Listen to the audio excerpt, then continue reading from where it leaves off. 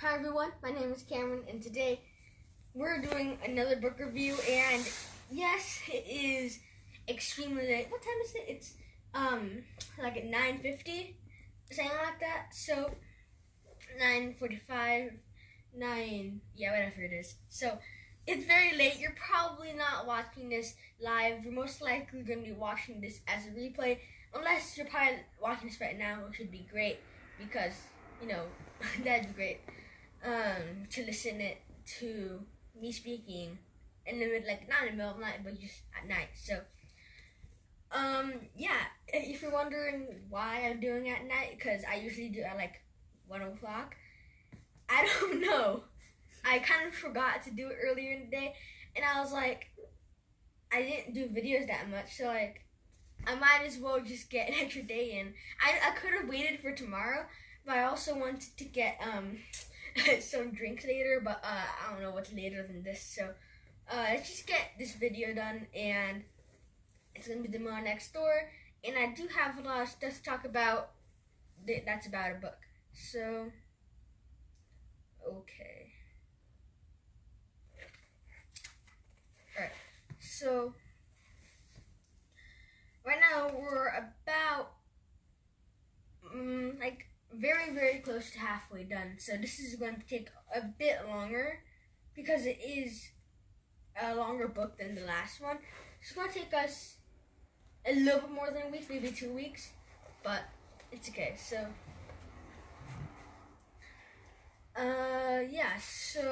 the first thing we're talking about is no pension plan, never had pension plan, meaning the worst situation you want to be in is when you're 67 years old and you don't have a retirement plan. Meaning, if you don't have a retirement plan by the time you're 67, then you're kind of screwed. You're probably never going to retire. So, especially when you're that old, you're probably not going to get hired because, you will. There's always a chance people might hire you because people usually don't hire older people because they think that they have like a few more years until they retire. So the logic is the moment I hire him, he's just going to quit in like a few months. So why should I hire him? So it might be a little bit tougher. So let's get on to high status neighborhood. It was just talking about living in a good place, but okay. There's one very good quote, but not really quote. Okay. There's a quote, but not really quote, but I still think it's a quote because it's really, really good. If you're not yet wealthy, but you want to be someday, why did I say someday? Never purchase a home that requires a mortgage that is more than twice your household's total annual realized income. Okay, I need to say that again. If you're not yet wealthy but want to be someday, never purchase a home that requires a mortgage that is more than twice your household's total annual realized income. Okay, I said that perfectly. So, this means that if you want to become wealthy, don't make your house mortgage twice as much as what you earn. Meaning, you're going to get into debt, you're going to be double debt, extremely in debt. Because if your house costs $4,000 a month and you earn $2,000 a month, then you'll be very screwed. The lesson learned is don't buy a really expensive house if you can't afford it. Because it's not like it's a good debt or anything. You're probably not going to sell it if you're buying such an expensive house. You might sell it, but where will you live? So, whatever it is. So, the next thing would be, we're going on to another chapter. I'm not sure if it's a chapter because it doesn't even say the number on it. I don't think we're even our chapter numbers, but I think we're in like chapter 12 or something. Time, energy, and money. They allocate the time, energy, and money efficiently and in ways that conducive to voting wealth.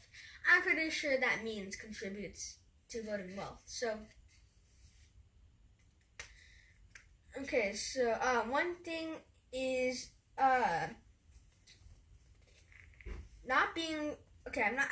Why did I just say it randomly? So, just not the brightest. I'm just gonna say it, and I'm not sure how to explain it. Not being wealthy enough to retire in comfort and never accumulating significant wealth. That's kind of like where you don't want to be. I don't know how to say it. But that's what it is. Now we're going on to concerns, fears, and worries. Dr. North versus Dr. South. At first I thought these were real people. And I realized North and South are probably not real people. So I'm not sure what I was thinking the first time I read it. But, yeah, we're going on to 1, 2, 3, 4, 5, 6, 7. We have 7 pieces here. And number 1 is your economic well-being. We'll be going through this table later, and we're going to be talking about the importance. And but right now I'm trying to say it. So your economic well-being, meaning your work. No, that's just distraction. What I'm going to be listing is your worries and what you should be concerned of and what to watch out for. And I kind of need to watch out for them too. It's kind of concerning. But not being wealthy enough to retire in comfort. That's one thing. Number 2, not having income high enough to satisfy your family's purchasing habits, meaning your expenses are higher than your how much your income. Having to retire is meaning you must retire because you don't have to work. That's not going to be the greatest thing because you kind of want to get as much money as you can before you retire. And having your job just your job eliminated, meaning you get fired. Never accumulating significant wealth, meaning you'll never become rich, or just never getting a lot of cash flow. Just because you got a lot of money doesn't mean you're rich, because if your expenses counter it, then you're not really rich. But you can, actually I'm not even sure. Would rich be in terms of money or in terms of a ton of objects? Who'd be richer, the guy who has $1,000 in his pocket to spend with a bunch of really expensive stuff, or the guy that doesn't have the expensive stuff but a lot of money? Who would be richer? The guy that could sustain his expensive stuff, meaning he buys a lot of stuff but his income is enough to sustain it, or the guy that doesn't buy expensive stuff but he still has really high income? Who would be considered rich? The guy that has a lot of stuff and can sustain it. Okay. What about the guy that doesn't have a lot of stuff but he just has a lot of money? But he don't use his money. What's the point? Kind of true. But meaning if you're gonna buy a lot of stuff, just make sure that you can pay it off. So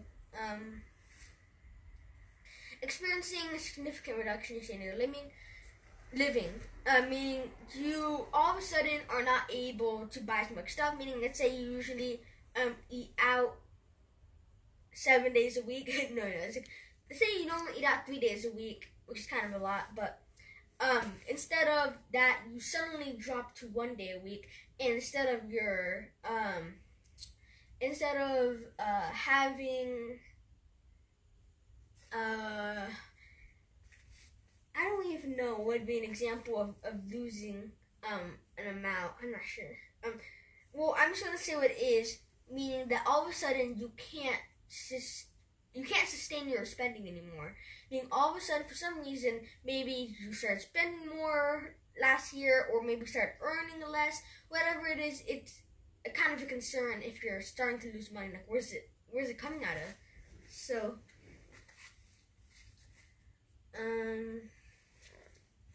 then you have having your own business fail, which is already pretty bad, and not being able to protect your family financially in case of premature death. What does premature mean? Premature is early. Like when they're young? Yeah. Like okay, so early. What? Being die early. Mm-hmm. Okay. I'm not sure what that means, meaning you're not able to pay something. Oh, premature death or what? Okay.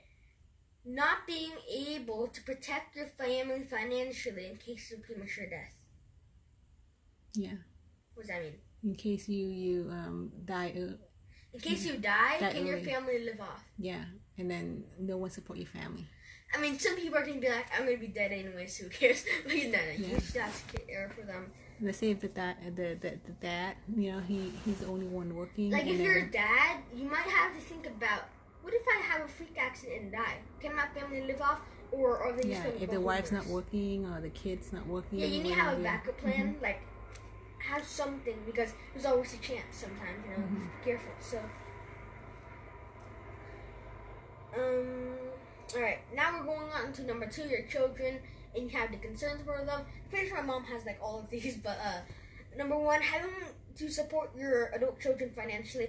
My mom, I'm not sure. This is not a common one. Meaning, some people are very concerned about caring for the adult child. Meaning, oh my gosh, maybe I can't pay for my adult child stuff. Adult child? Yeah. You mean adult? Dang it. It's Child. too- Wait, does child mean your son or daughter, or does that mean a kid? Like a grandparent says my child, Yeah. but when her child is actually like 40. A child can be used like someone's kid. Yeah.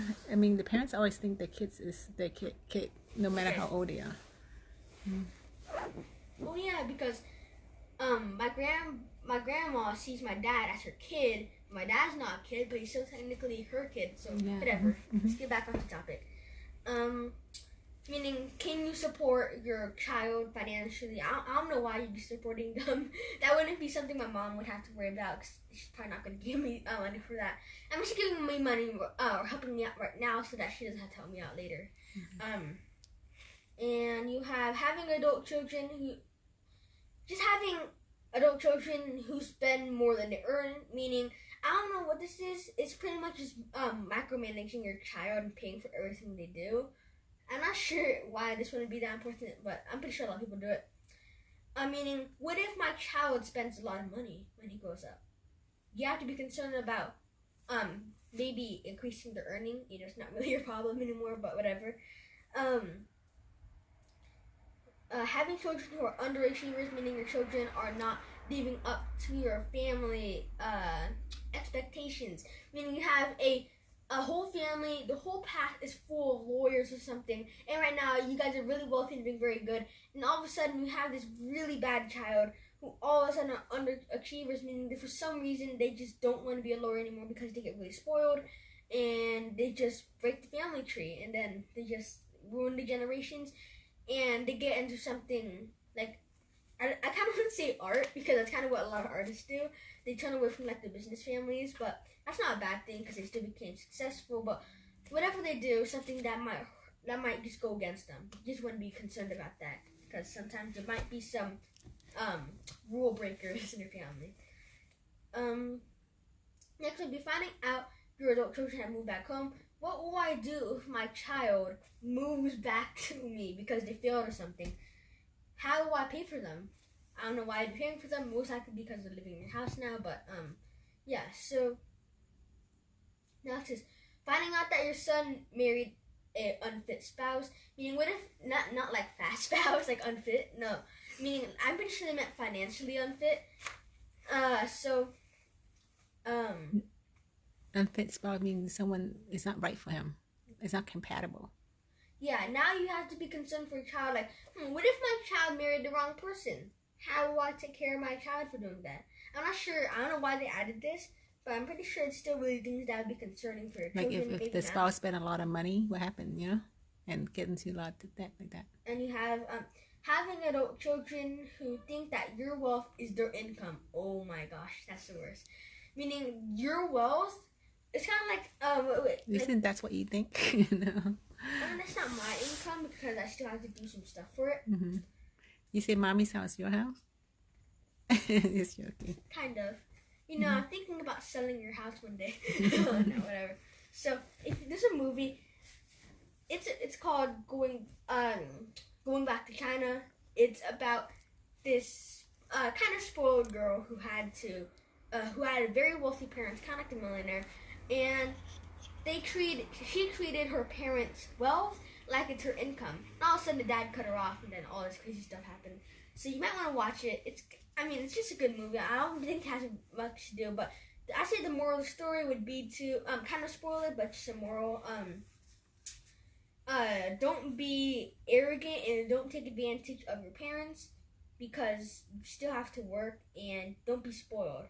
Like there's also a video of this bird. He saw like a baby bird, like a teenager bird. His parents left him or died or whatever. It's just a bird, and he saw a worm in front of him. He was like thinking the worm would fly into his mouth, like his parents would do for him. And then he's just getting there, really frustrated. Why isn't the worm getting in my mouth? And that's kind of like spoiled children, like concern. What if my child treats my wealth, my stash of worms, as their income? Like, what if my child thinks that their only source of income would be me feeding them worms? And that thing sounds kind of wrong, but say you're a bird. And now, what if I die or something? Can my child live off of not my worms, but can they take care of themselves? So yeah, that was just a really spoiled bird. Next thing, number 3, your physical well-being, meaning just your health, because health is kind of top priority. It is very top priority because if you die, you can't earn any money, of course. And what would you do having cancer and or heart disease, something you might be worried about, and you have having visual hearing problem, meaning what if I'm getting a little blurry vision, blind? No, that's not blurry vision, because you can't see at all. Maybe your eyesight isn't the best, or your hearing isn't the best, or sometimes maybe you're listening but you're just ignoring. So, yeah, you have to get those checked out. And what if you get mugged, robbed, or burglarized? And what if you get AIDS? So, meaning just something to be aware of, how would this affect your finance? How would this hurt you? And you might just want to see the list, because maybe, I'm not sure if we could pause. It's okay. Yeah, I want to see. It's still really important. Yeah. Is it? Yeah, you don't need to be too detailed. Whatever, so. I know, loud banging noises just get me really paranoid. So, alright. Then you have the government. Now, what if the government spends a lot of money? It means the taxes go up. How will I pay those taxes off? Increase government regulation of business or industry, meaning what if they limit my business a lot or try to take some of my business money and stuff? What if there's a lot more regulations? What if there are higher federal income taxes? What will an employee do to fend themselves off? What if there's a high rate of inflation? I mean, all of a sudden they just print a ton of money, and then now your dollar is worth now like 10 cents. So what would you do in that case? Don't let it rot in a piggy bank. I mean, I have some money rotting in a piggy bank. I don't know why. It's not. Luckily, I got rid of the piggy bank money and put somewhere safer that will let it grow. But yeah, inflation is just hurting it, because I remember $5 when I was like 5 was a lot. I'm pretty sure $5 is. I don't think inflation was that much from like 7 years ago, but $5 when I was 5 was a lot, because you know what, $5 could get me, I don't know, but it could get you something that will help. And now $5 a day isn't that much, but it's still okay amount. It just still makes you happy to have $5 around here. So, yeah, that was just inflation. Having your family pay high taxes on your estate, meaning, is it like real estate tax or like property tax? Property tax, yeah. What's it based off of? Like, how much is it? Property tax is like 1% or 1.25% of you your get taxed on how much your house costs? House so value. Like, you have $1 million house. House value. If you had $1 million house and you had to pay 1%, that'd be like 10K 12, or something. Yeah, 12,000 like that. 1K, but then usually like it's 1% to 1.25%. Yeah, I think it'd be around 10K if you had around a there. millionaire house. I mean, that's kind of a lot of taxes, actually. Yep. But if you have a 100K house, that means your tax will only be 1K. So that's kind of expensive in a way. So what if the property tax goes up to like 10%, and that's higher, like 2% or something? Then it just goes up. Then you have your domestic tranquility, meaning, I think that means ethics when you die or something, because it's just kind of random. What would you do if your child feels out of your wealth? Meaning, what if your child was just when you die or something, what will your wealth go to? Will just go to like everywhere. Everyone's fighting over your money and will and everything. What will you do? And have your family fight over the estate, meaning your property when you die. Well, you need to have a will or something that will know where it goes to, because if you have a really expensive house and you have a bunch of family members and then you somehow die, who will get the house? Like, will you split it up or something? Like, each person gets a room, or will just one guy just get the whole entire house? That's something to be concerned about. And what if you're accused of financially favoring one adult child or another? I'm not sure why that'd be a problem, because I'm pretty sure a lot of people favor one child over the other. Because if you see the movies or kind of some parents, I think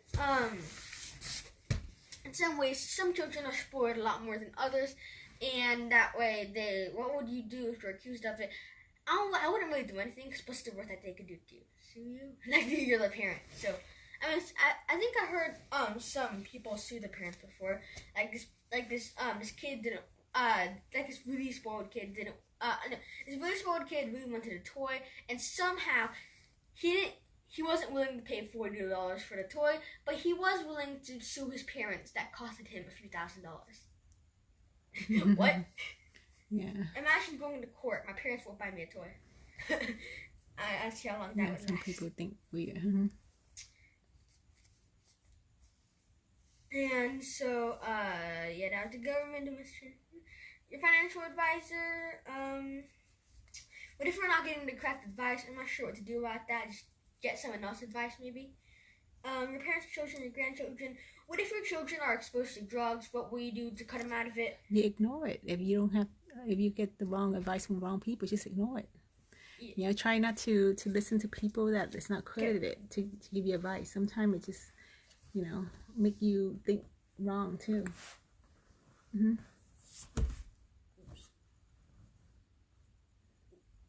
Oh my gosh.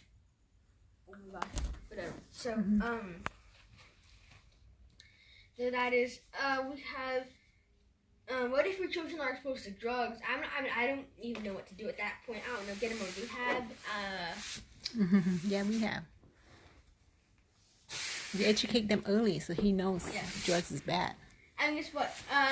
Apparently the schools go through DARE now, meaning the drug abuse resistance education, I think. Second acronym. I just went through it this year. Last year actually. When I was 6th grade, I still am. But we went through that, and they were talking about why drugs are bad. But when you think about it, elementary students aren't thinking about drugs until you introduce it to them. And like, alright guys, don't take meth, don't take cocaine. And at the beginning, the kids are like, what is that? So they just bring it up to them, and it kind of just, they weren't thinking about it until they said it, or they reminded them. Like, my mom sometimes reminded me not to do stuff, and I wasn't thinking about doing it until I had it. Like, my mom was like, don't go on your phone. And I wasn't thinking about getting the phone until when she reminded me. And I was like, I might steal my phone today. So that was kind of a fail. And that was just a little bit, what if your children get exposed to drugs? Just don't do drugs or something, and just find. Did they explain the school there? Did they explain what happened when you took drugs? Yeah, they explained that you'll just get you have bad really memories, bad. And your brain. They see that, like, something about why. Yeah, they show brain, you the brain. All this stuff. Mm-hmm.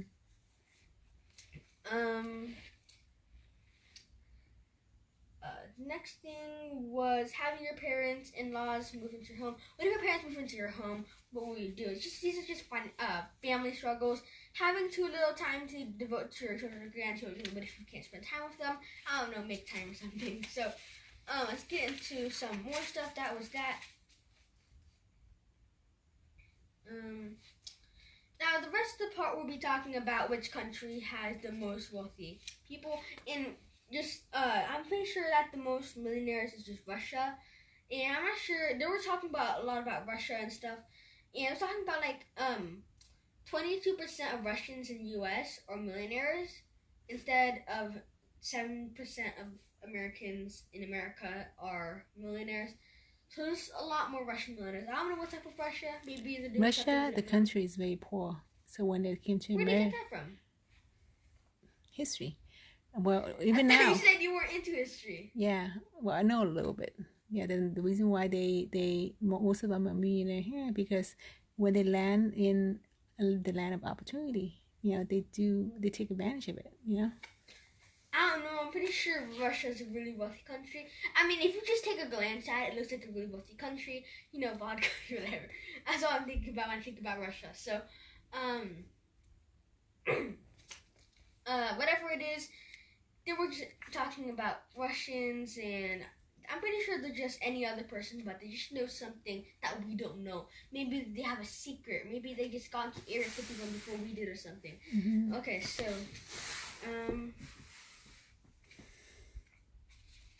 we're going on to another chapter soon, and I'm just going to skip the things that are not that important. We're going to be doing a lot of skipping because there's a lot of not that useful things. Okay, so I'm pretty sure there was another chapter. Whatever it was, I know we went through another chapter, and it was frugal, frugal, frugal, which was once again. I don't even know if I'm saying it right. Meaning just save, save, save. Meaning if you just have higher income than your expenses, then you'll gain money, not lose money. So I'm gonna summarize what we've been through today, and let me make a bookmark right here. Half of it because it's something that you can't do halfway. It can be too confusing. So we talked about a little bit of the frugalness. We had the fears, things to be concerned about. And that's pretty much what we talked about today. So have a good night, and I'm going to enjoy my good drink. So hope you guys enjoyed this video. Hope you guys learned something. See you next time. Bye for now.